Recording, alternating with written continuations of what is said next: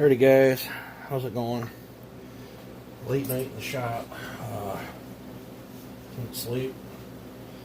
So I come out here and worked on this 660. Pretty much got it all done other than the muffler mod and putting it together. Show you the port work on it. Cut about 45 out of the band. Open the lowers, cut the base. This looks rough on camera, but it's really actually smooth. It doesn't even catch a fingernail. Same with the transfers. That's a diamond finish in there. Mild lung on the intake. If you look in there, you'll still see some nickel on the floor, and you'll see a little tiny spot right there. And you'll see some pits on the floor right here. I lowered the exhaust as far as I could. I did not raise it any after the machine work. That's why there's still a hint of nickel there. I did change the shape of it a little bit. I like to get these down around to 100, and I got this about 98. That's as close as I could get it. Every cylinder is different. On these 660s, they're all over the map. I would have had to cut quite a bit more out of the chamber. The intake's already sitting at 82 after machine work without touching the floor of it, so that's about as far as I want to push it. Yes, I know you can epoxy them, but I don't like to run epoxies on my builds that are going out the door for work saws. It's fine if it's just a toy. But I want this thing to last and hold up, and I have had epoxy come out before. This is not a Molly, but it is OEM.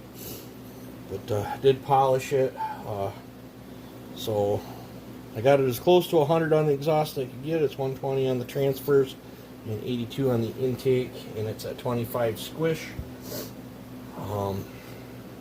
Should be good to go. I'm going to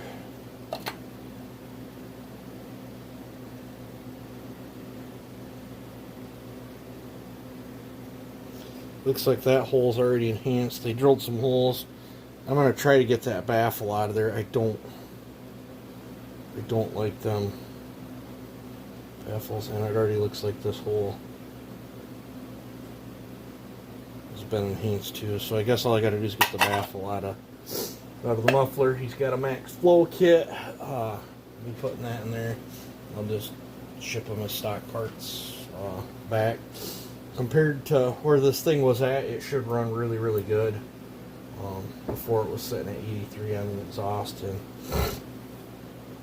this is one of them saws, at least with my style building, you don't lower the intake and you don't raise the exhaust on these. If anything, you would like to shrink the intake and drop the exhaust down, but you know, whatever this got lowered was just me dropping the exhaust pretty much. So yeah, it's very late. I'm gonna set this back on here to keep any kind of crud out of there overnight. I'll probably come back out tomorrow and get the wheel off it and get things cleaned up and get the boot cleaned up.